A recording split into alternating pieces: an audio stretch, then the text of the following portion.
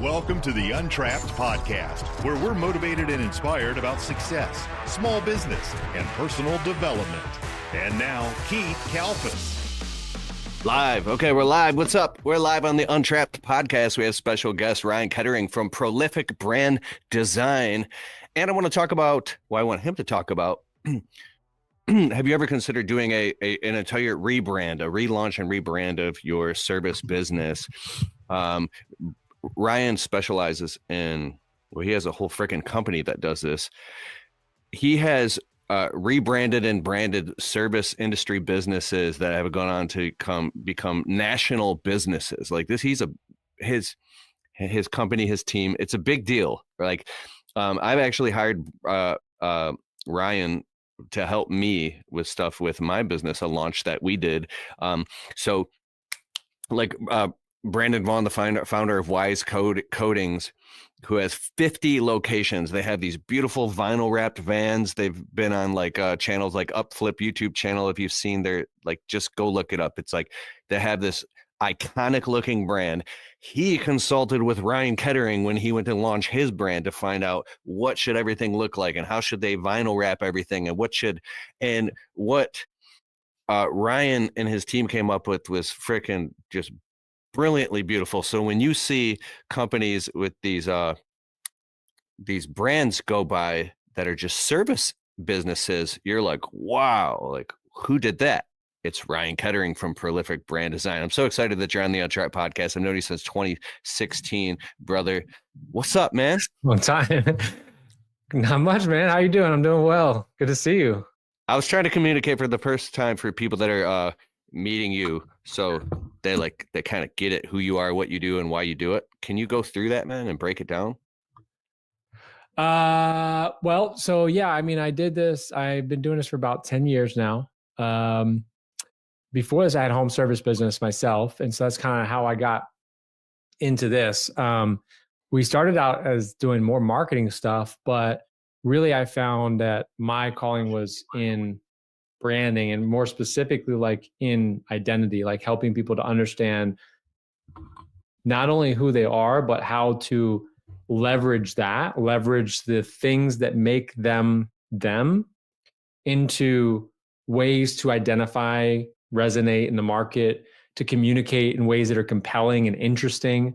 You know, we all want to be talked about, like we want our businesses to be talked about, but then why aren't we doing things worth talking about, right? And it doesn't make a lot of sense, but a lot of times we don't have the right questions. We're out there looking for answers. We're looking for, what should I do? What's the next this? What should I say?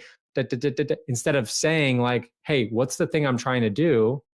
And what's the best way to get there? If you want people to talk about you, do things worth talking about. A lot of times I see people do this in marketing, right? They'll be sitting behind a computer for hours and days writing an algorithm to talk to a guy across the street when you can walk across the street and talk to that guy, So it's like sometimes we go things the long way because we're looking for answers, like it's a diamond, in the rough, instead of sitting down and really figuring out, like you said, what are we doing? Why are we doing it? What do we stand for? All these sorts of things. And so, yeah, I think I have a unique perspective being from the home service business, but it's all kind of started because, what can I tell? So you want me to tell kind of how we talked a little bit before the podcast about like kind of the passion, like the reason that I'm interested in this. You want me to Yeah. I mean, thousands of service businesses, window washers, landscapers, pressure washing companies, gutter cleaning companies, HVAC, plumbers, all these people have consulted you to rebrand their whole business and come up with this whole company image to take their brand from like some generic looking basic to now being this like national looking high level brand, to upscale the entire identity. And they're consulting you. So like, and you've done this for real. I mean, talk about it. How did you get I guess into you could say it's getting serious, right? Yeah. Yeah. I mean, so when people come to us, they're usually coming to us for one or two reasons. Like one is they want to make more money. And so they're having problems with like, my marketing's not working the way I want, like I'm overspending, whatever. I'm trying to, for other people, they're trying to do something more meaningful. And I could speak to both of that, and I think, and you can accomplish both of those, by the way, with what branding is. But to me, the thing I'm most passionate about is trying to build companies worth something that are meaningful in the market, so that we can attract the right team members to then do stuff that attracts the right clients. And I think, if you just want to communicate a little bit better, you can always just spend a little bit more money, but you can never spend enough money to say the right thing, like the thing that's really yours. You know what I mean? Like, you can't spend enough to have somebody actually display you on the market. You can only be you. So I like to, yes, we can get things communicating better. You can make things clearer. You can make fonts clearer. You can make colors that stick out more, and make stylings that, that are, feel a certain way, but ultimately in service to what? And so I like to start with, who are you first, before I try to figure out how to represent someone. And I find that creates a lot of people, they see our portfolio and they feel like they comment on the variety, like, wow, this one's more masculine and aggressive. This one's more feminine. This one's more clean and simple.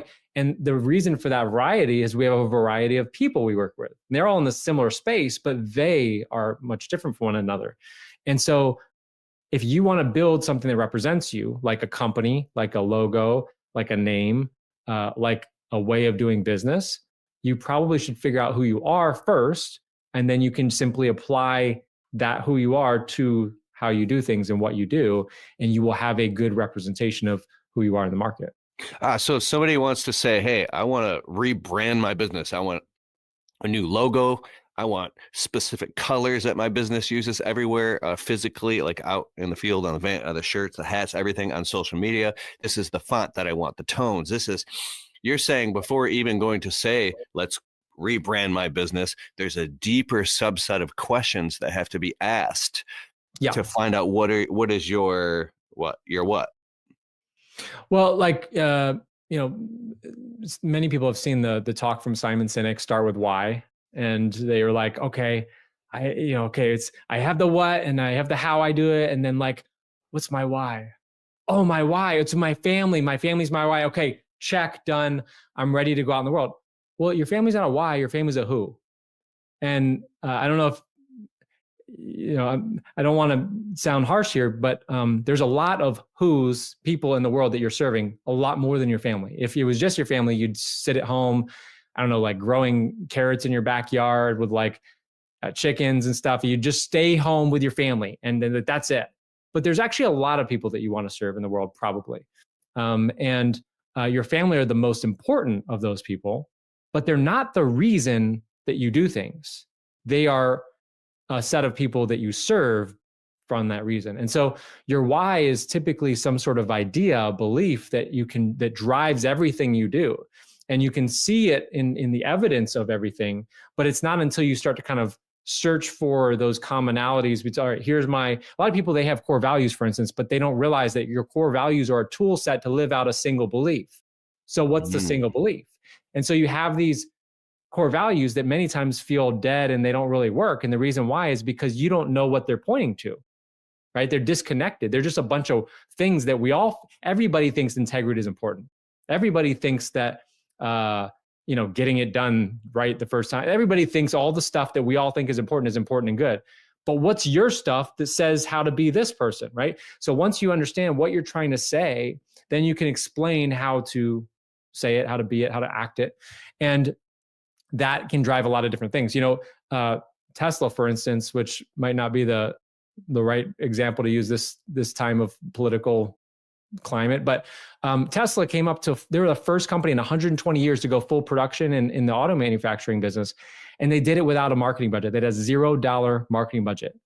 And they did it because they doubled down on who they are. And so that led them to doing things different. They gave their patents away to their competitors. Who does that? People want to die with their patents still clenched in their fists, right? So why did they do that? Because it's who they are.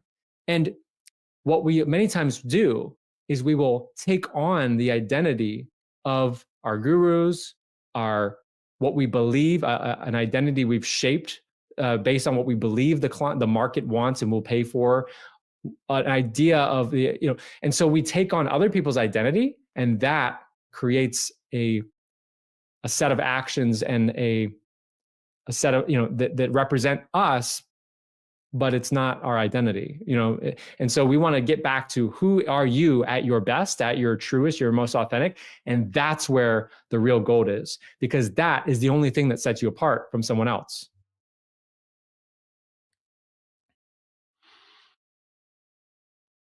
So it's diving deep and finding out the discernments and the delineations and what makes the difference, and then pulling those qualities up to the top and like dissecting them. So then you can highlight them and make them part of your brand, and then communicate them and align them with a vision, with the integrity, but like, why? Can you hold up that little van that you guys vinyl wrapped? It's like a toy car van. Yeah. So this was on, we were just on before the thing, and I was showing Keith this little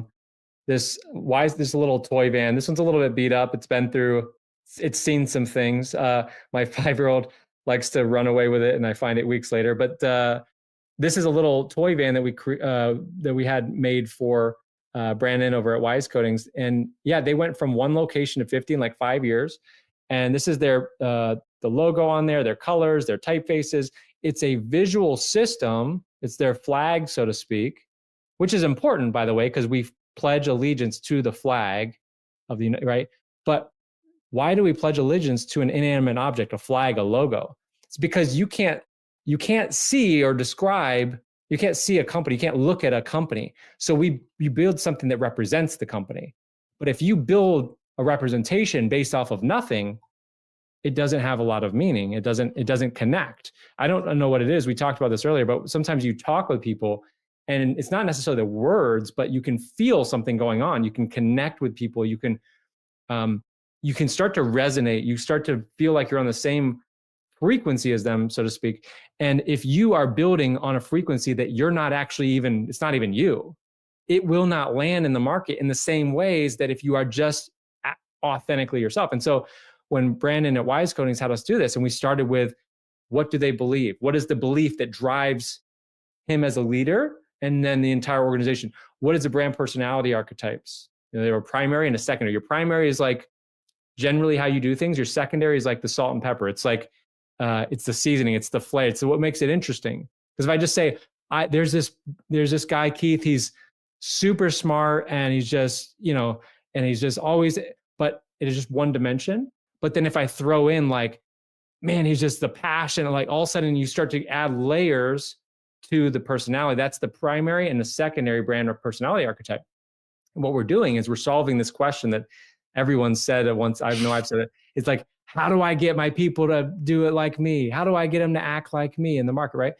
And you're starting to look at that not with anger, but with a question of how do I? And now you can start to build a system. We've actually built the system for you already. I gotta say it. The band's, by the time they analyze my brand, the band has the big propeller hat on the top of the head, and all the employees, they've got like the hat with like the propeller on top. You know what I mean? Yeah. That was hilarious to me. I can't believe you didn't. You don't have the fake laugh. It was funnier to me, bro. That's funny. Anyways, all right. So that's amazing. So you do a deep analysis. Now, is it just of like the owner's vision or the entire team, or to come up with like that freaking amazing elephant and the letters? Like as soon as you showed that van, I was like, wow, that's incredible. I immediately know that company takes themselves seriously. Right.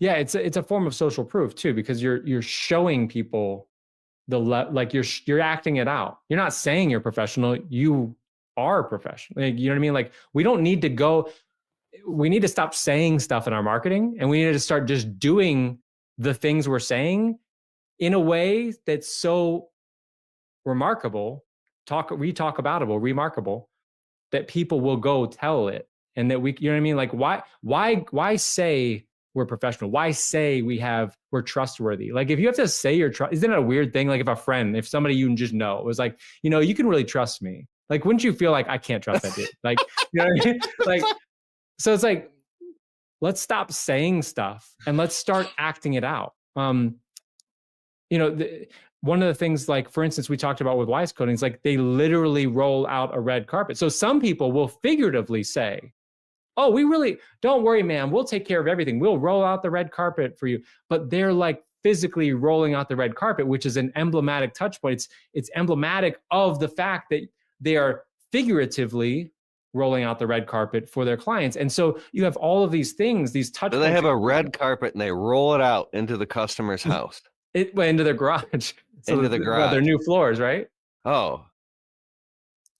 When the floor is done? Yeah. Oh. So it's like you're arriving on your very first time on your new That's red so carpet smart. walk to your garage. But they have people that take their photos with their signs. But people, it's all about they focus on, you don't like, think about it. Like everybody has the data, like everybody has the information. Like, you're going out and you're putting their features about your epoxy, your polyaspartic, why you need polyaspartic floors over epoxy and all these data and it lasts. But what they're doing is, while everybody else is saying the same things that are read on the back of the label of the product, like somebody can't read, they're focusing on their customers' feelings and they're changing the unconscious state in which the client is in, so that when I tell you that this is the best product, you don't need to read the back of the label. You don't need evidence. You're with me. You're my people now, right? Because I've changed. I've quickly gotten you on my team. And for the very best clients and the very best team members, the 5%ers, that's the 20% of the 20%. That's who we really do business for. They will take those stories, those interactions, those experiences, and they'll tell everybody about it, because they want to see you successful, because you are them. And so when you win, they win, right? And so that's what we're trying to do with business, really, in its simplest form, is we're trying to build more 5% team members and 5% clients. And those people will drive out all of the other 100% of what happens in the business. Wow. So you're building. Did you know that did you know 5% of people are entrepreneurs, business owners? Really? 5% of people are Christian as well. Change the world. AD, no matter what you say or whatever you believe, there's BC and AD. Okay, it changed history. So there you go. My new coaster is fueled by Jesus and coffee. 5% of people is who changed the world, right? And that's leadership. So you asked earlier, you said, well, who are you figuring out these beliefs about? Is it like the whole team? Leaders lead the company, the people, right? And so that's the best company, right? Not all companies, right? And I get that. Most companies actually suck. So that's why we're here, is we're trying to build better company, help people build better companies. And some people that maybe see this or listen to this right now, if they were honest with themselves, they might look around like I did years ago and say, I've spent so much time, so much effort, so much pain. I've seen my bank account hit levels I never wish I'd seen it. I've had, letters from the IRS that I never wish I got. I've all of this bad stuff. And if they get real, their company could shut down tomorrow and no one would really care. And what I want to do is help that person that truly cares about what they do to just shift a few things, to stop being what everybody else says you ought to do and what you need to do. And you've got to have, go get this dollar amount. It doesn't matter where you go. There's always somebody above you, stop playing to whatever you think the client wants you to be, whatever you think, and just start building something that's worth something. Stop building, chicken scratch on napkins with crayons that it can be thrown out and no one will care. And we've spent so much time. Start just treating it like it's a Mona Lisa. It's a David, the statue of David in marble. Start treating it like we want this to impact people's kids. And I know that I'm getting way too up in the clouds, but all I'm saying is that it's actually quite simple. I know I'm bringing it to a big space, but what I'm simply saying is stop delivering a transaction and start making people resonate and identify with you and feel something in the transaction, and tell them a story that they're excited about. that they want to tell their kids about when their kids come home, that they want to tell people at Thanksgiving dinner about. Why are people not talking about you? It's because you're not doing things worth talking about. That's the only possibility.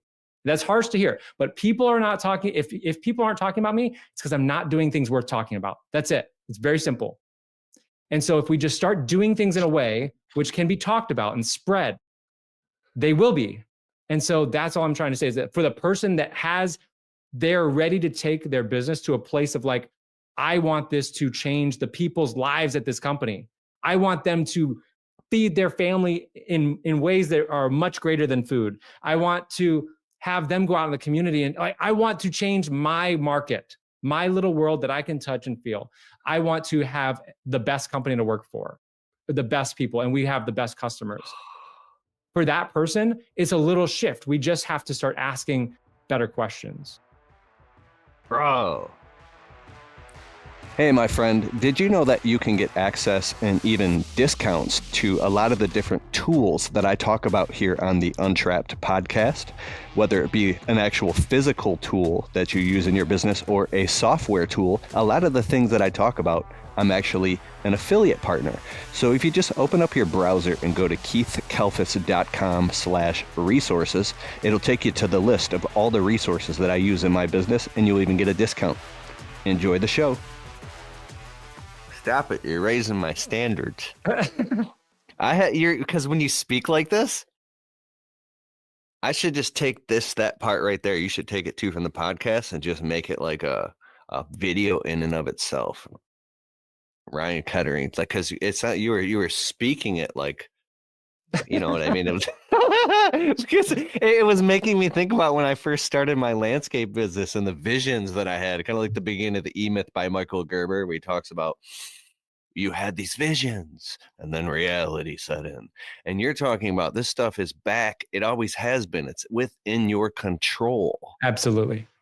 Yeah. And you can do it no matter where you're at. The cool thing about being yourself is you can do it right this moment.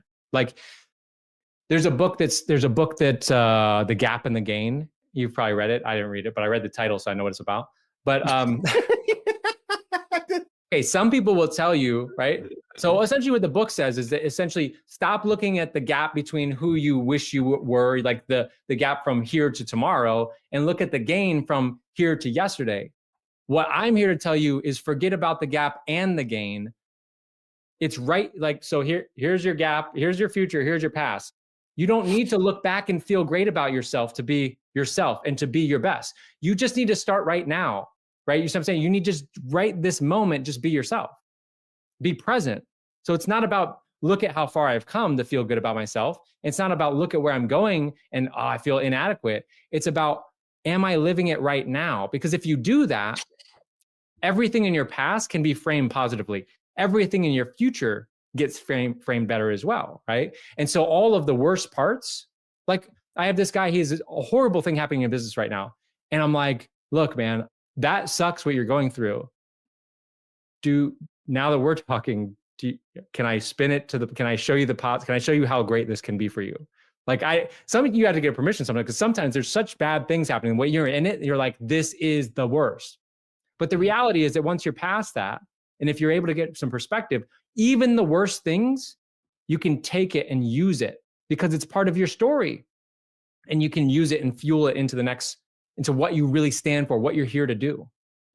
And I know that I'm making it sound like the reality is that purpose isn't all that like up in the sky cloud stuff. Purpose is just us being ourselves at every moment that we can. Sometimes we're going to get off track, right? But it's just trying to come back and just be our best. And so sometimes your purpose is just the person in front of you, treating them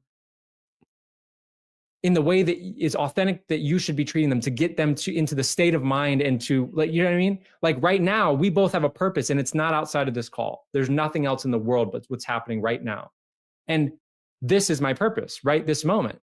And I could fumble it, and but we're doing it, right? And so a lot of times people kind of make it like a bigger thing than it has to be. Like, oh, I have to go save, I don't know, an entire continent to have a purpose, or I have to save someone's life, or whatever. Or I have to go to the highest mountain, or what? No, you just need to look at your whole life to see what does it mean to be you, and start doubling down on that. And you'll start to see and feel what it's like to be on purpose. You'll start to get in that flow state. All a state of flow is the fact that you're walking your purpose line. You're on purpose. You're acting out what it means to be you. And so you don't have to think about it. And that's why it's a flow state, is things slow down and you have full perspective, because you're no longer thinking about what does the client think? What is the market? What is this going to mean for, I was watching this podcast. Heck is this dude's name? I can't remember. He's John Christ. You know that dude? He's a comedian. I mean, and he was on a podcast though. And he was talking about, he's like, I don't think anybody has money problems. I don't think in the US you can have money problems. I don't think it's that people that it's not that you don't make enough money. It's about that you can't roll around with your tail light out in your neighborhood. It's that you can't make your own food instead of ordering out. It's like it's not a money problem. It's the problem that you've bought into all of this stuff that the world is, right? We've all seen that and felt like we've spent something and you're like, man, I don't know why I did that, right? But if you get real about it, a lot of we've bought into what business and what we've bought into what it all has to be so much that we forgot who we are. And all we have to do is really simple, is just be more of you. What do you stand for? What's your personality? What are the stories that help me to understand that are interesting, that people want to tell about? So now you have your hero legend. Every hero has legends about them, right? And they stand for something, and there's some different thing about them, and there's their quirks and features, their personality, right? And it's capturing all that and just starting to use it instead of, oh, come hire us. We're running a special. We're licensed, insured, and trained, and our guys will be there in under an hour or 4 hours. That's not, nobody cares about that stuff. You know what I mean? So you're just going to be compared with the other people that are doing the same thing. So why not do something different? Why not do it different in the sense of looking outward and say, I'm going to be different than that. So, look at what they're doing. I'm going to do the opposite. Instead, just be different by being the same as you already are. And that is inherently different because we're all different. And you lead your team in that same way. Here's a system of who we are, and we're going to live this out, and we're going to act it out. And we can now get creative, because now I can say to my team, hey, here's this value. Tell me how you live. What's your craziest story from this week or this month where you saw this happen? Let's just say friendliness. You want people to think you're friendly, because maybe that's really authentically part of who you are. And you can say to your team, hey, what's the friendliest thing? What's the craziest story that you remember, from last week where something friendly happened? Once you prompt them, like with my daughter, she's a teenager. If I say, well, how'd your day go? She'll be like, oh, it went fine, right? But if I say, what's the funniest thing that happened today? She'll start laughing before she even says something, right? Because I've prompted her, right? And if she doesn't, I can go further. I can say, in this person's class, where I know that the guy is kind of quirky, there's nothing happened that funny there. And so what you can do with your team is, once you understand what stories are you can get them to they're living them out already. Your rock stars are living them out. You can get them to find them for you. And now you can use them to connect with your market. Oh. Bro, I can see you when you speak. It's making me think of everything on a much higher level. And I'm imagining service business owners coming to Ryan's boot camp and you're speaking life back into them, and they're like, yeah. And they're believing in themselves and revamping their belief in their brand and their dreams and everything. And now it's actually, they're creating it, and the marketing and the branding and the stories and everything, and coming up with their brand stance. And so what does this process look like for somebody who actually wants to do it? Yeah. So we call it the fractal brand identity framework. It's fractal. Thanks, Troy. Thanks, sir. Good to see you on there. It's fractal because essentially a fractal is a self-similar thing, like a snowflake or like a tree. If you look at a tree, it looks like a tree. And then you zoom in on a leaf, it still looks like a tree, or a branch, it looks like a little tree, right? So these are fractals. You're self-similar. And so the fractal brand framework is about being more of the same. It's about saying, all right, what's the initial kind of shape or snowflake kind of shape or whatever. And then that's going to kind of fractal out. It's going to be self-similar on every single interaction it can be. And so the way that happens is you get that framework first. What do we stand for? What makes us different? What are the stories people should be telling about us? And once you understand kind of the keystone, like building blocks of like, what does it mean to be you as an individual, but as a team? Now your team has a framework that they can start to get creative with. They can say like, look what I did, or I have an idea with this thing, or, hey, here's a way that we could build an emblematic touch point around this where we have some sort of physical interaction that it's symbolic of the experience that we can give to the client, right? There's a I'm forgetting her name right now, but there's you might know her. There's a maid service in Washington State.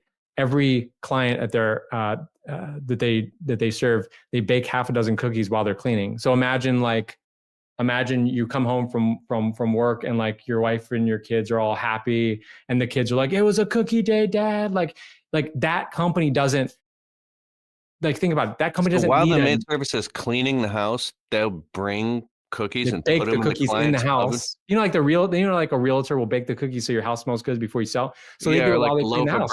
So you have the aroma of the cookies and you have the cookies, right? And that's what, like, if you want the best genius. Brands don't need a logo. Like, the best brands don't need a name. They act it out.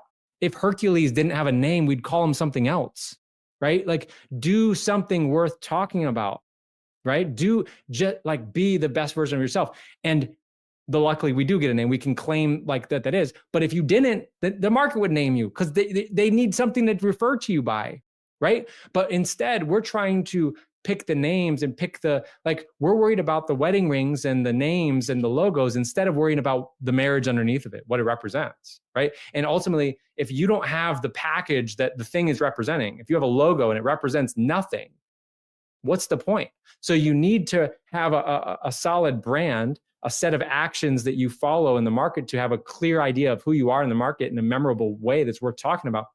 And then you build a set of things that represent that. Some of them are visual, like typefaces and colors and logos. Some of them are audible. You've heard, jingles from companies or songs, or some of them are other senses. Cinnabon, they bake sheets of icing and cinnamon before they open because there's nobody buying cinnamon buns yet, but they know that scent is that's part of their brand, right? That's a representation of their brand. And so we can start to represent who we are once we know who we are authentically. So the fractal brand figures out, what do you stand for? The single idea, not 10 of them. How are you different? A single idea, not 10 of them. If you have 10 of them, you're compensating because you don't know what really makes you different.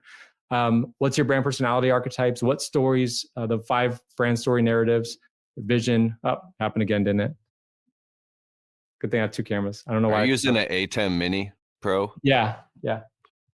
Yeah, when channel 1 starts to heat up, it'll do that, and then it'll go black, and then so you can fix that by getting fiber optic cables that are shorter, and it can't be any longer than 25 feet for channel 1 specifically, and each channel has its own frickin' personality.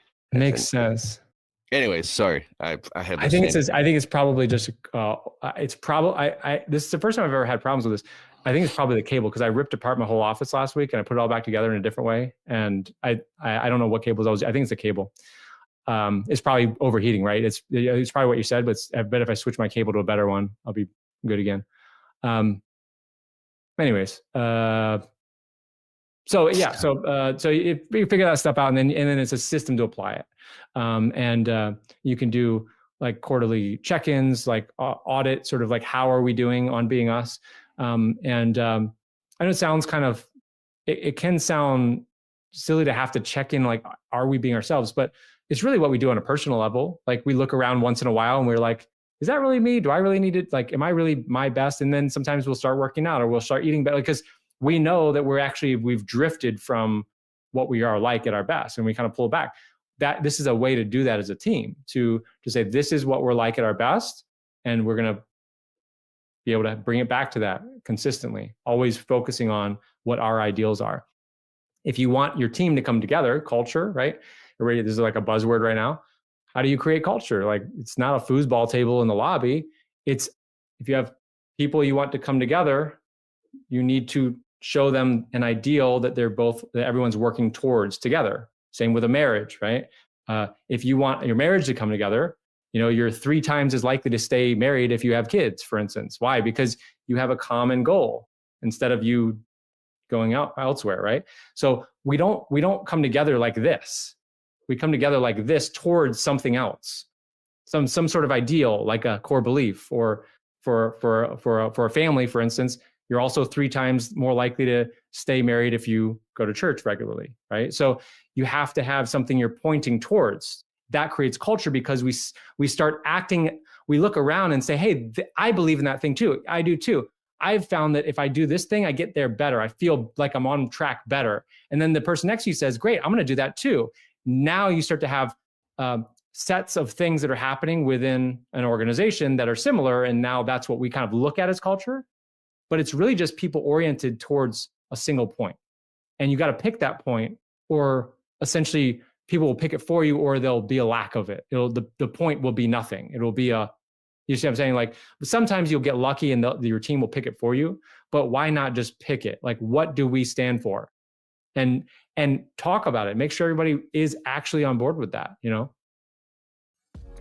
Untrapped Podcast listeners, ready to get more clients? Footbridge Media helps contractors like you get found online. They create high-converting websites and boost your Google rankings so potential clients can find you. Get the leads you deserve. Visit footbridgemedia.com/Keith to untrap your business. Man, you guys drill deep with all this stuff. This is amazing. You said you had a free guide that people can download and get their minds blown. Yeah. Is it that? No, it's not gonna. I was trying my phone. I already downloaded it. My lighting was not. Sorry for my lighting. So on our website, go to getprolific.com. That's GET prolific.com. And on the top somewhere, you'll see a thing that talks about the ebook or workbook. And get that. It's a fractal brand identity workbook. And it walks you through all the stuff. Even if you don't use all of it, if you get a little bit, if you define one story better, one personality trait better. Thanks, guy. Broseph. It gives you a place to start. You just have to start, right? You don't, a lot of people think you have to know all the stuff. That's not true. You have to act in accordance to what you just inherently know. You don't believe something to act on it. You act first, then you believe, then you act more. So you just have to find something in there that you're like, I have an idea, whatever. And just start trying to act in accordance with who you actually are, instead of think about like this, like how many people do we talk to and they're like, you got to stop being the man, you got to stop being the player and the manager, you got to be the owner, and you got to, here's all the stuff you got to do. And it's like, well, nobody went on the field and took Tom Brady by the back of his neck and said, look, you need to be up there in that box. You are nothing down here on the field working. You know what I'm saying? Like, there's a lot of different people. Everybody's acting like we all need to be the same person. Like we all need to be the same business. I don't know that's when somebody comes in, they're like, what should I do with my brand? I'm like, I don't know, man. How am I supposed to? I don't know who you are. I know a set of ideas that generally apply to everybody, just like I generally know a set of ideas, and so do you, that apply to every human, right? We kind of general things that work in society and communication, et cetera. I know, but I don't know that person. And so we need to start questioning some of the things we're doing and get back to who we are, because when we can do that, everybody will want to share it and talk about it. And that's what you've done so well. That's why people watch you, is because you just are you, and you can take it or leave it, but you're you. And that's why the people that do want that, they keep coming back. Whereas there's many people, and you don't care about them as much. They've checked out. That's fine. We don't need them watching. They're going to cloud up our algorithms, right? We need the people that are Keith followers. We need them. And we want those people so that they'll share the videos like everybody's sharing right now. Share the video. And anyways. Most people like the old, crazy, funny Keith Kalfas who had no filter at all. Yeah, well, So, you start here. I did it when back in Periscope. I was like really loud, and then you kind of find your rhythm, right? Everybody's gonna be like, if you start trying to be a better version, you're gonna go too high. You're gonna go too much, and then you kind of come back down, right? I mean, I had a couple funny jokes. Rhythm. I almost interjected when I started kind of laughing a little, and I'm like, no, that's not a good look. Don't say that, because it would have been. It's like, because it's a gamble. Some of these things, it was so funny to me, and I have to say it because I know that it's because I genuinely know it's funny, but there's a certain criteria of people that will see the picture in my mind and they'll just start screaming, laughing. And that's like, okay, I'll say one of the jokes I was going to say.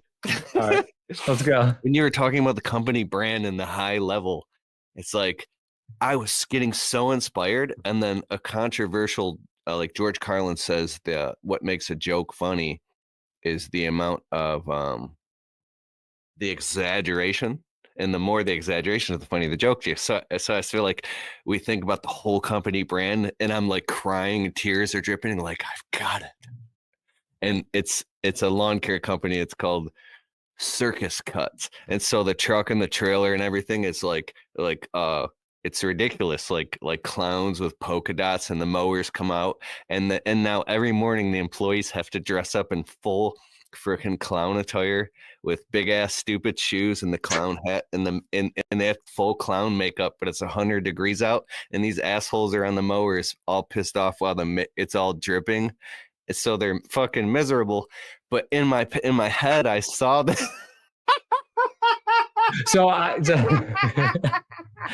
Oh man. That's even if that's not a person, that'll be a start of a great video ad, I think. The dude's got a cigarette hanging out of his mouth, and he's all pissed off because he's got to wear a clown suit. I feel like you could definitely make an ad out, even if you're not the clown company. No, I just realized that wasn't even my idea.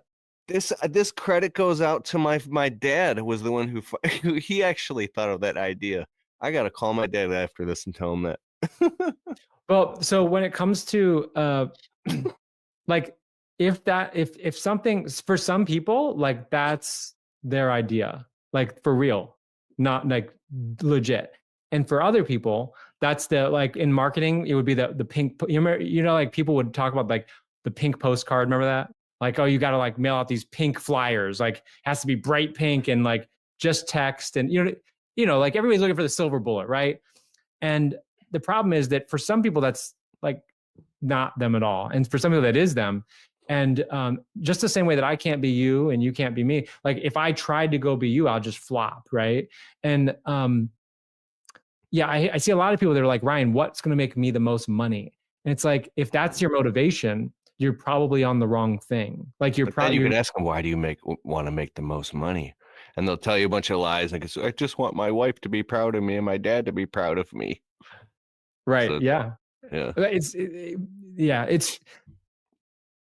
I think a lot of times, it's really our ego really protecting ourselves, because if you look around, that's why I try to get to the simple. It's like this stuff is not in the clouds as it sometimes sounds. It's like, stop thinking about transactions and start thinking about that person on the other side of you as a real person.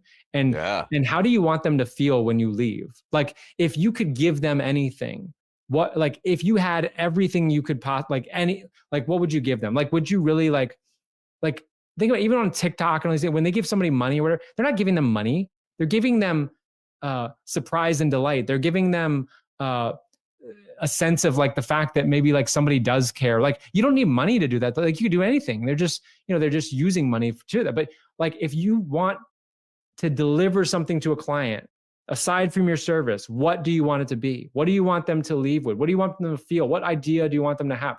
How do you want them to think about themselves? How do you want them to think about you?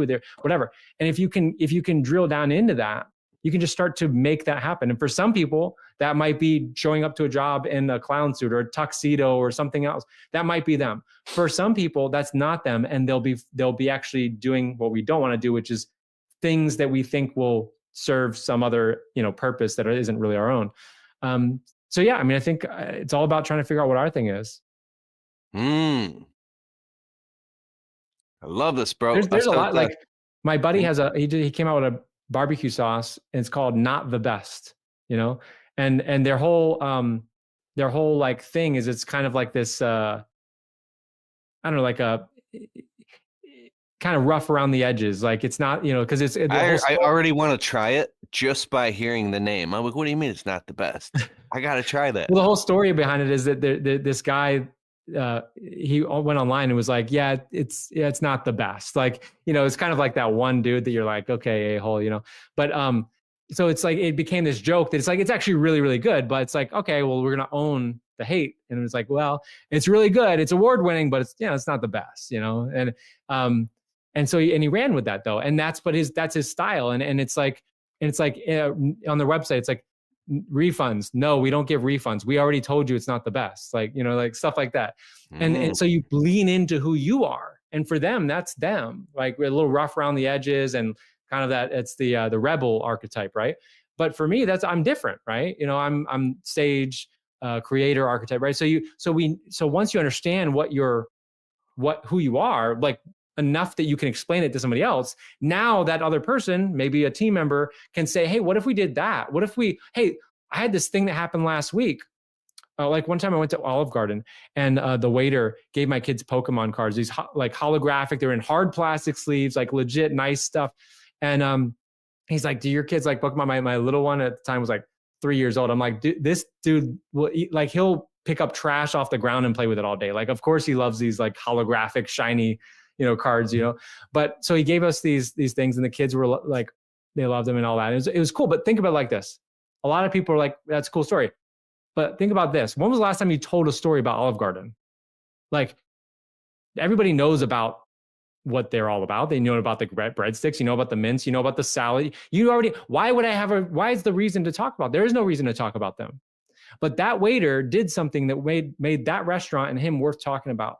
And the problem with that story is their manager probably doesn't know, the regional, about that all the way up the line. Nobody knows about that except for the people here, right? And so what we want to do is we want to be able to talk about these things with our team to say, this is how we want people to feel. And when you see this from a client, I want you to tell me about it. And they're going to forget about it. So at the end, at weekly meetings, you're going to prompt them, like, what did you do what's the funniest story you had with a client? What's the scariest story we had with a client? What's the something EST you had with the client? Like whatever you want to try to figure out, and start to capture these moments and start to figure out how can we use these to connect with people? Because ultimately nobody cares. I told real quick, I told about the Gary Vaynerchuk story, right? Where many people know about Gary Vaynerchuk here in the chat probably.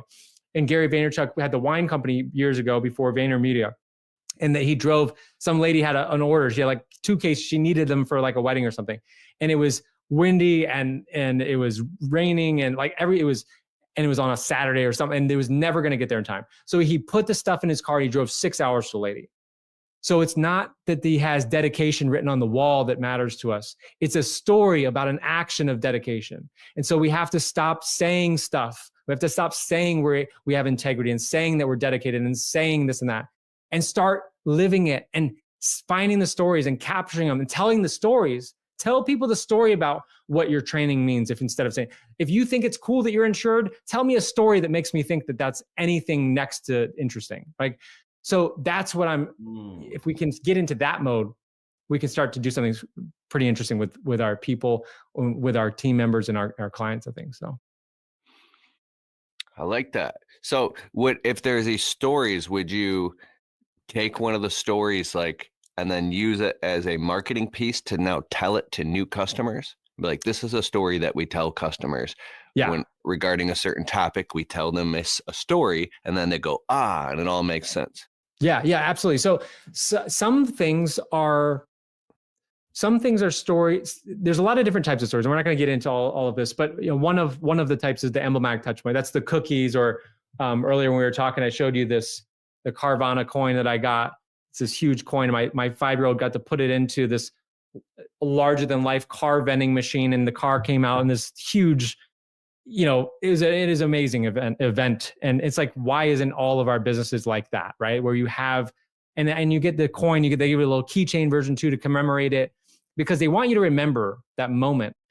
So there's a lot of different types of story. That coin is a story. It's a story. It's almost like a piece of money, right?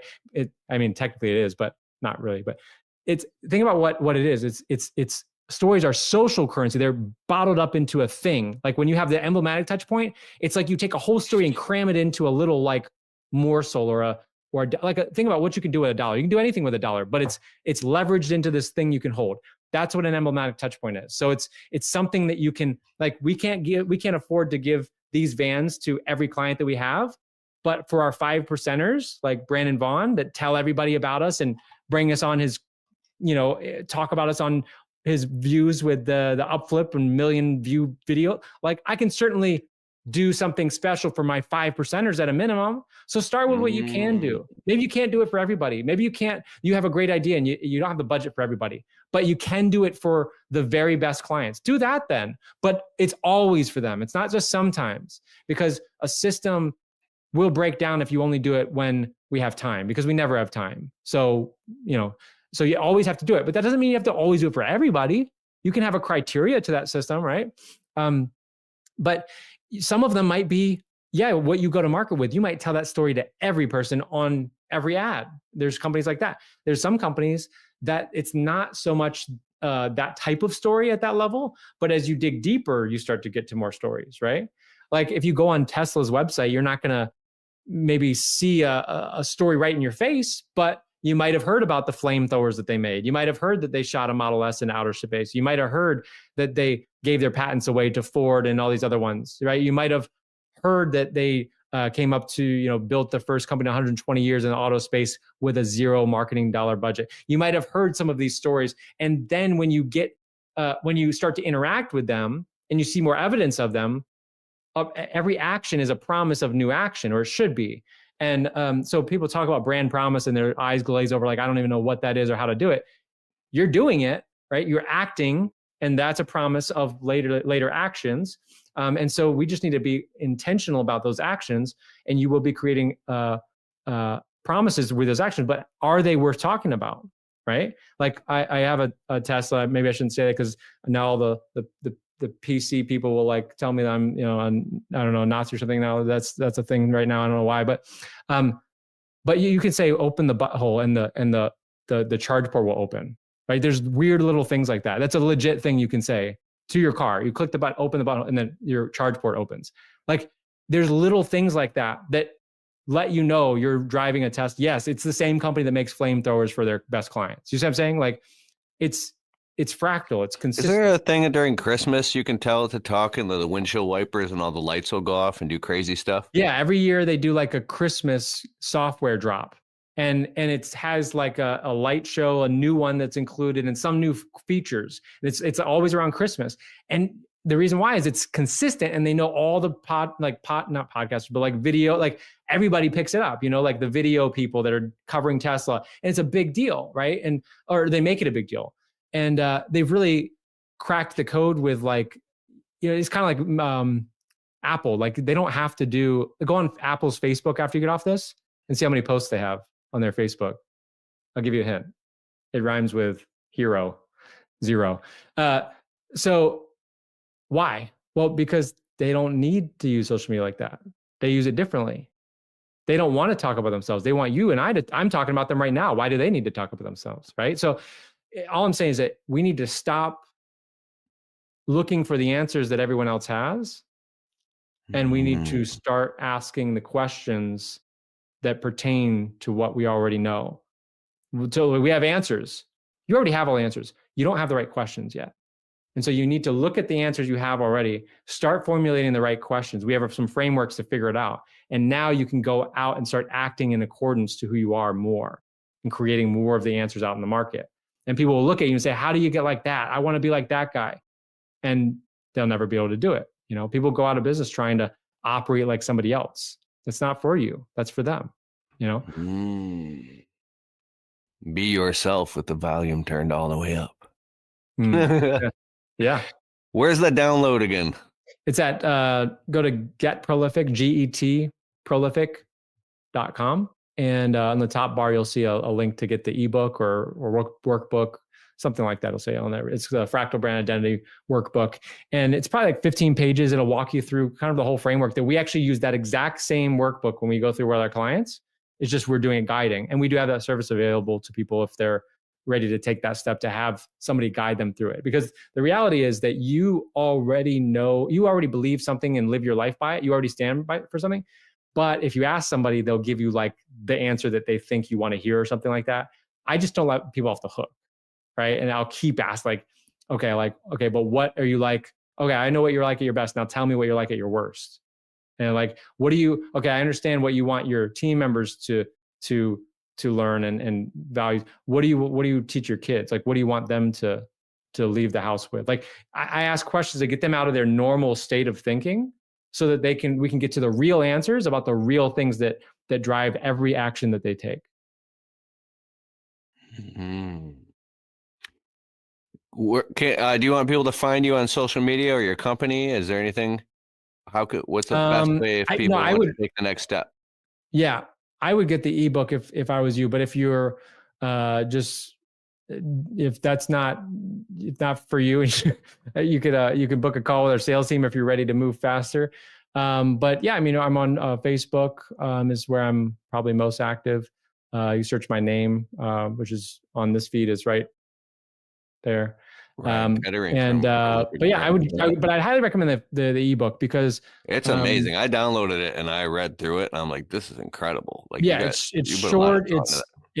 If you look for something, if you look for your gem in there, like for some people, like your low hanging fruit thing, like for you, it might be the brand personality. Like, oh, look, I could use this brand personality and then I could take these traits and I could put it in ChatGPT and I could ask it what types of things we might do to improve this problem we're having, but in our tone, in our way. You see what I'm saying? So like you might find whatever your gem is in there, or for somebody else, it might be, there's a link in there that goes to a video, a 15 or 30-minute video where I talk about how to find your core belief, the idea that drives everything that you do, right? And like I said, your why is not your family. That's a who. Your why is some deeper idea this reason that you exist, that you live out for your family, but also for so many other people, right? Because if it was your family, then you wouldn't have made it to have a family. You'd be, think about it, you'd go be depressed your whole life until you had a family. If it was really your family, where you live with no meaning, right? So that's not really true. You are living with meaning, but you need clarity on that if you want your team to follow it, right? We talked about this before the show. There was Jamie one guy Schmidt just popped in. He said, "Ryan is what's awesome." up, Jamie? Thanks, I saw man. Jamie's he's doing live events again, or so I saw him on Facebook. It's awesome. Yeah, dog. So keep going. That AI pennant thing. Remember I was talking about that before the show. Was that interesting? Should I say that one? The guy that had the AI pennant and he asked about his values, but yeah. So I just want to point this out that because you're already living it out, but it's not, think about it, like we all work out every day, right? Like we all move to some extent. We all burn calories. So what's the difference between me and a bodybuilder? They do it intentionally. They have a methodology that they follow. Right? So you're already living out in some capacity all of your, the thing. You can't really act outside of who you are for very long, right? Your identity drives you to act within the nature of who you are. So, but a lot of times when you ask somebody who they are, they'll tell you something different than what's real. And so what's cool is you can actually so there's a guy on social media, he was wearing with this AI voice thing that he wore it all day. And he recorded every word he said the entire day. And he asked the AI at the end of the day, am I living in accordance to my values, or how grade me like A to F, right? How am I doing? And it gave him a C- or something. And he's like, I got to do better, right? The way I look at it is we talked about the gap and the gain. Like you're looking at the gain, I got to do better. Or if you get an A, you're saying, I'm doing great. I'm looking at no, you're doing something right now. What is that? You're something like you're already living your best in some capacity right now. What are those things? And so I said, well, maybe you're asking the wrong question. You're saying grade me on this standard that I put on the wall for some reason. What if you have the wrong words on the wall? Why don't you ask the AI to tell you what standard you should be using? What things would I get an A+ at? And he got a different set of values, a set of values that he's living out at his best, according to that AI, throughout the day. And it maybe they're right or wrong, but it's surely, I guarantee you that once you understand, now he can be like, wait a second, like, yeah, this. And once you know what those things are in service to, because your core values aren't the answer, they're a definition. Their definition of the answer. The answer is the core belief. What is the single idea that I live by? Your core values are a tool set to say, if you want to live like this, if you want to act like you believe this, you would do this. You would act like this. You would have this thing, right? And it's the glue that connects it all, right? Imagine a story, but all of the scenes are like disconnected. You need like the character.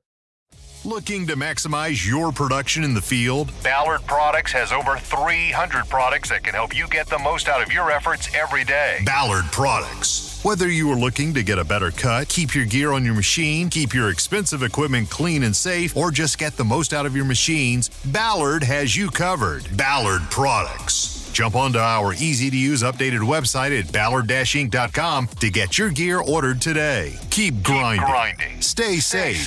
And have a great season. Ballard. Make sure to use the code Keith10 to save 10% on our full line of gear. That's Keith10. Bro, I'm going to have to go get therapy after this. I'm literally thinking about the times I've cried, how much I love my wife, my marriage, my dog that died. Because I a few months ago I attended 2 Tony Robbins events, and they were $5,000 a piece, and they were deep dive 6-day unpacking your value system and the spiral dynamics of what makes you tick. And there was people all over the audience crying and shit. So you speaking this right now is hitting me at a different level than probably most people, and I'm just taking it way too deep. But it was friggin' incredible. But yeah. The cool thing is, and hopefully it hits some other people, but even if you're like moderately like interested, the cool thing is that purpose is not usually all that exciting. But it is like a state of meditation. Like it's a state of flow. Like when you're on purpose, you don't need necessarily for everything to be fireworks and going crazy, and like it's not all peaks. It's about the journey. It's about being unified with that purpose. And so as you act it out, you're just in a state of flow, and you're consistent, and you just like, you're on like you feel like $100 or $100,000, what, I don't know, some saying that makes sense there. But like, you know what I mean? It's not, sometimes you ever been through a day, like nothing necessarily happened that was like fireworks and all that, but you went through the day and you felt good. Like, you're like, I just feel like in the zone right now. Like, it's not like I won the lottery or got the next best client or anything like that. I just feel good. Like, and that's the state of flow. That's what living with purpose is. It doesn't mean you're always going to have these peaks at every turn. It doesn't mean that you're going to be, always crying or whatever, but sometimes you can. But other times it's about making the person on the other side of you on the table is about knowing, coming into that interaction, knowing what you want that to do for them, for you. What is it in service to? You're going to a client's house in service of what? To make an extra $1, to clean their window or cut their lawn. Don't you think they would get somebody else to cut the lawn if you don't? So what's the purpose? If somebody else can cut their lawn, then what is the purpose of you going there? Specifically you. I'll tell you what the purpose is that there's something that only you can deliver them. And that's why you're there. And that's the goal, is in that moment to understand who you are. And when you stay in that state, you will naturally understand how to apply it in those moments. Have a quick question. I did lawn care for years. We do landscaping, window cleaning now, but like I'm the type of guy, when I go with a backpack blower and we're done cutting the lawn and wrapping up, blow every nook and cranny, everything, and go and blow off all the basement window ledges and even I'd point the blower up and blow off any spider webs or anything that grass has caught in, like in this, and then blow off the door stoop. And then the mat goes like this from the blower. But what happens if you're a lawn care pro, when you blow the stoop and walk away, if you're amateur, you're not aware that the grass flew up in the air and fell right back down. So you got to blow it from a side angle again and make sure that the concrete and all the edges are like precision clean. You just take an extra 60 seconds on each lawn, charge them more, and the customers love it. And you blow the street and make it so it's like, when I do that, I imagine the customer opening their door or carrying groceries in and looking around and go like, wow, like, yeah, they really took the time to make sure every little nook and cranny was blown off and underneath like the patio furniture, and they didn't cut any corners. Like, and there's something about those that is like, there's something about that's valuable. Because it's not about the thing, and that's why you care so much, is because it's about you're thinking about what is that thing in service to. And that's why it's so important that you take it seriously. That little thing that some people don't care about. Some people think that that's what you said is a whole waste of time. There's some clients, by the way, that would think that, but you're not doing it for those clients. You're doing it for the 20%ers or the 5%ers, the people that do open the door and say, wow, this guy cares about what he does. He cares about me enough to make this look nice. He didn't have to do, or maybe I felt like he did, but most people don't do this. And boy, he spent the time. You know how many times, like, one of the things that I do fairly well at is I'm not usually in a hurry. I'm pretty patient, and it's amazing how many comments that I get. It's like, like I'll hold the door for somebody going into a restaurant, and then they like feel like they're like, well, you should like, and like, you can literally give somebody 5 seconds of your time and they feel like you gave them an hour, because they're so used to a world that is moving at a pace that is insane, and they don't care about anything. And so there's some people that see you take an extra 10 seconds or 60 seconds, and to them, that can make you can literally change their whole perspective on something based and it's a lot of times it's in the spirit. It's the spirit in which you're doing it, right? Because they can feel like, when somebody does something, sometimes you can feel the spirit by which it was done. Like, there's some things that, like, the precision of them is like, you understand what it, you know what I mean? You understand what went behind it. Study this, the heart and spirit of the law, or the thing. There's a higher law form, and it's we call this exclusive equity, is the non-religious teachings and articulations of Christ. So it's the heart and spirit of it that holds the real value. And below that, you have like principles and doctrines and maxims and all these things. So it's the highest. Right. And then you have this legalism and all these color of law and all this. I'm going to shut up. Yeah. And there's different spirits by which we do things, and they're all in service to a higher spirit that we're doing them. And when somebody appreciates the work you do, they don't appreciate the work. They appreciate the spirit by which the work was done. And so you're trying to figure out, like, okay, it's not about the work, because anybody could do the work. They're not paying for the work. They're paying for the difference between how you did that work, how and why, and the things behind it. And so simply coming into an interaction with this is what I want to accomplish, and has nothing to do with lawn care, but that's a whole lot of what I'm going to do while I'm here. That shift in how you approach it changes. What's up, Alvin? It changes how you do it. You don't know it, but you do. And people can sense it. They can feel it, because you leave and you shake their hand differently. You don't know it, and that's why we just want to get more people on board on our team that do things in that same direction to serve the same things that we're serving, which is not a dollar and not necessarily a customer, but it's in service of our beliefs, our purpose. And that involves people, and involves money many times. It involves a lot of these other things, but it's in service to whatever our purpose is, that idea, that ideal that drives us. And we're just trying to get more people doing that. And I think if we can do that, the world will be a lot better place. It's like a higher standard. It's a higher frequency. It's a higher level. It's for the right reasons. It's like, that's a nice way to prioritize things. Yeah. And just to bring it back down from the clouds for 1 second for people, is that sometimes that means you shake somebody's hand and you look them in the eye, and you in that moment are feeling, I've done my best for you. You know what I'm saying? Like, it doesn't necessarily mean that you went out and saved somebody's kid from a burning building or something. Like, sometimes, most times I would say, it's being our best in normal situations. Like, it's just being our best. And sometimes that the stories that we end up telling are the extreme versions of them. Those extreme versions are the same as the boring versions, by the way. They're just an extreme version of them. And so we take the extreme ones and those become the stories we tell. And so you do something and you say, hey, you're not going to believe it. This one time I did this thing and here's what happened.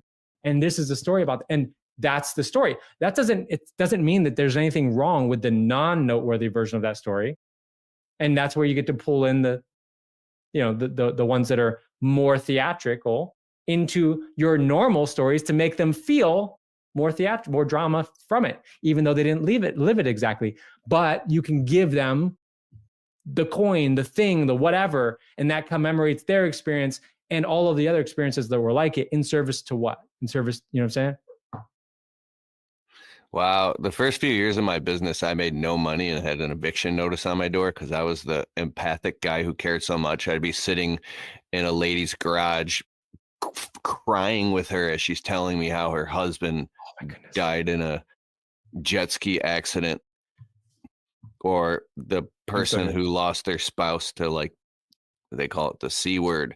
And I cared so much. I'd spend all these times with customers listening to their life stories, and all these people, I thought they loved me, bro. I cared so much about all these people. It was like, and I also got all the work done.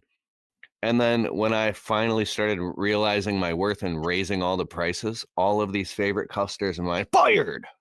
And I was like, but I really have the heart and spirit. So I was traumatized and I felt neglected and beat up. And I had to like peel myself up off the ground. I had a lot of emotional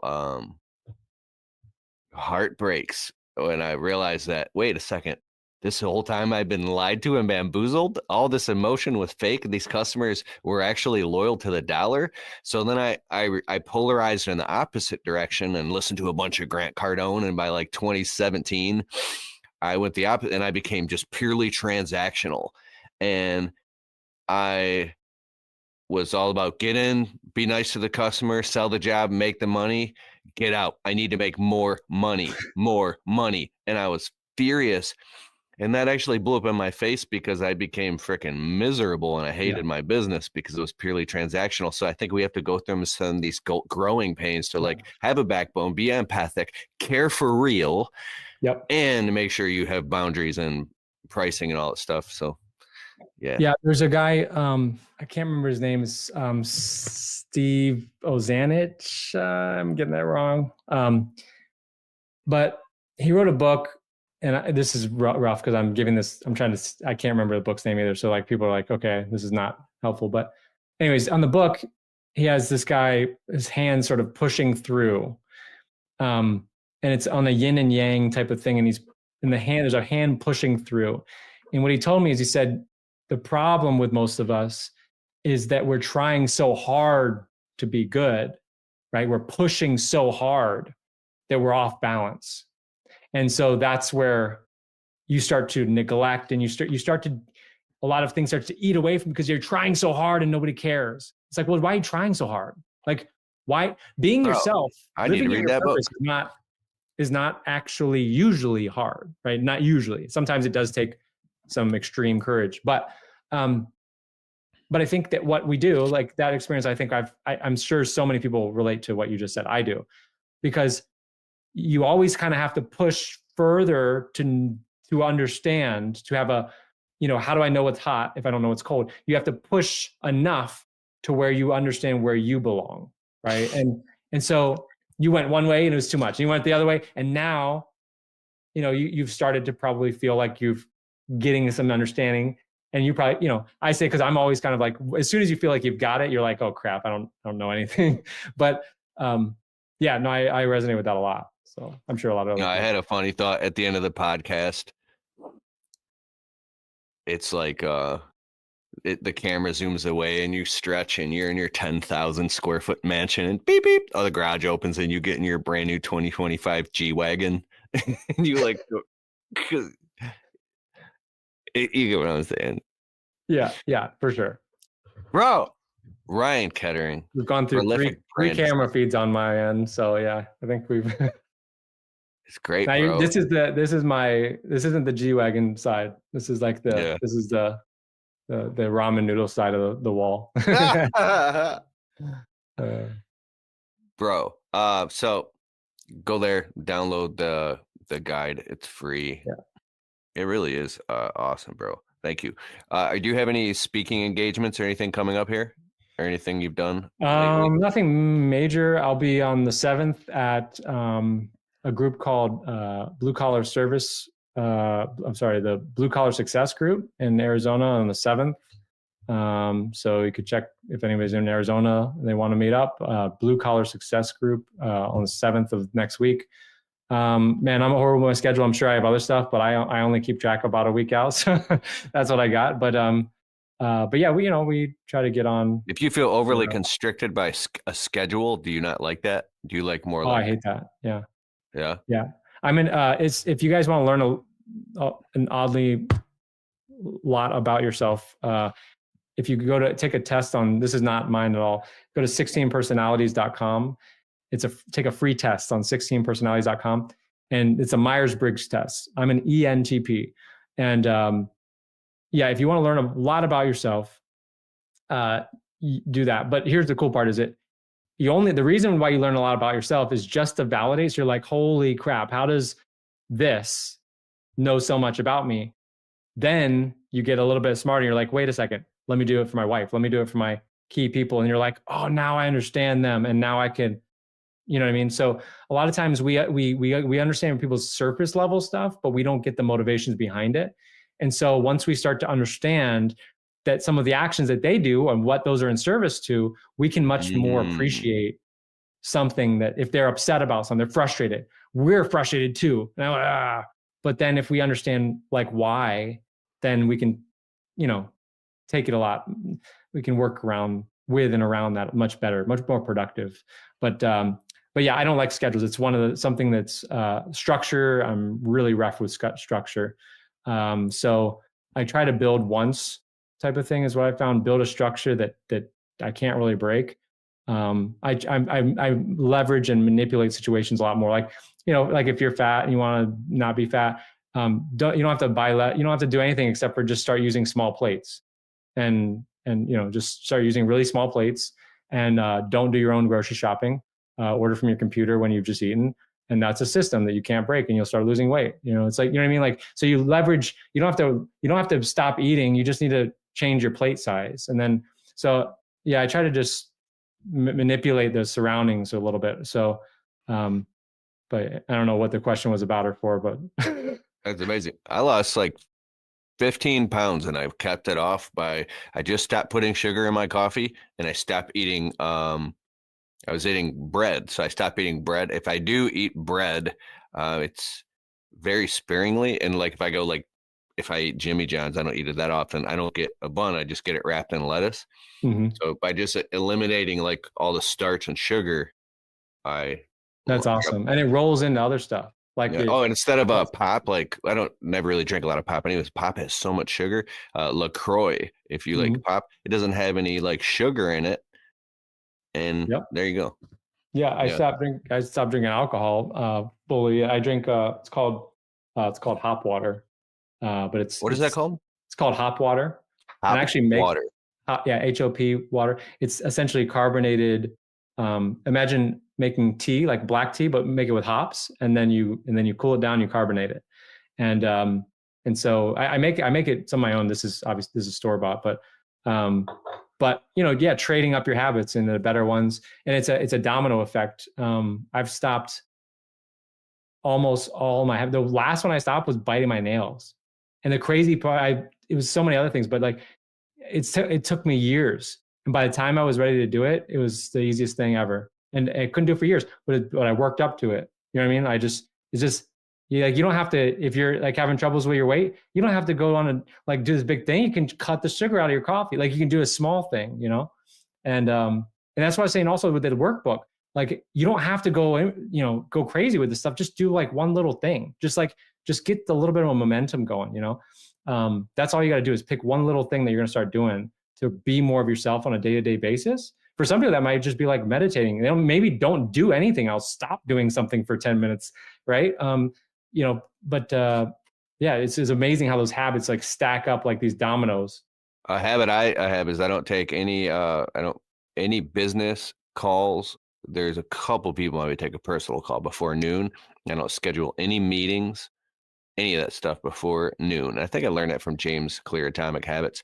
And so the morning's there for me. So if you just jump up and dive right into social media and all the crap and emails, you go into this responsive mode. I mean, it hijacks your nervous system, and I can actually feel it on Sundays.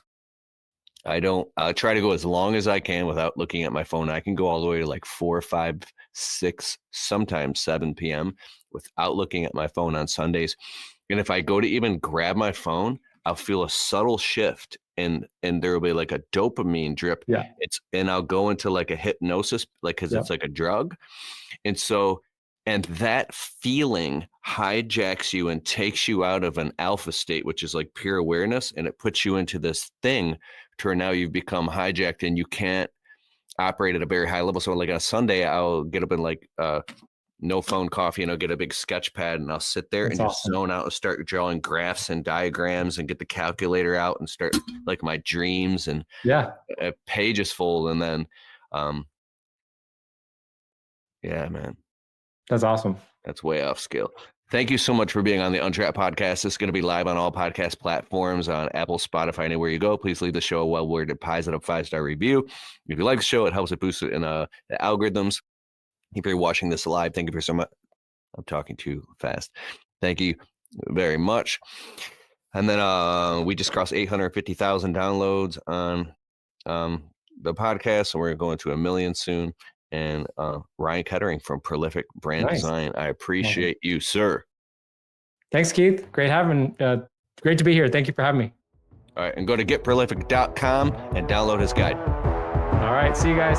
Peace, everybody. Hey, I hope you liked the show. And if you like the Untrapped Podcast and you get value from it, can you please take a minute and go over to Spotify and leave it a well-worded, positive 5-star review? It helps boost the rankings on Spotify so the show can get to more people. Therefore, these messages can get out to more people and inspire more people so then they can go out and start their small businesses and crush it and get to the next level. It's a huge deal. All right, I'll see you in the next show.